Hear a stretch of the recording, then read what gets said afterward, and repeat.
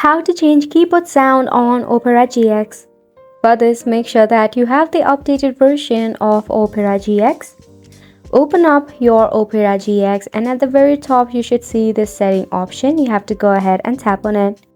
Scroll down to find the option of keyboard sound from this list.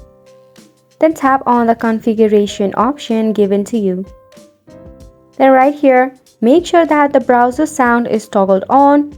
If it is toggled off, you will simply not see this option, so make sure to toggle it on. Then here are some of the sound that you can select from. Now you can select between the sets, however I only have one set.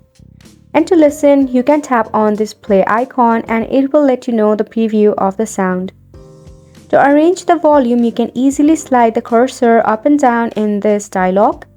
To cancel out a sound, just toggle the options off and it will not be played in the background or it will not be played at all. At the bottom, you should find the keyboard sound, so also make sure it is toggled on and you can select the set of 1 or 2. Arrange the volume accordingly. Now once you have done all of this step, you will get to hear a different sound while you type in your Opera GX. And that's pretty much it for the video as well. Thank you so much for tuning in.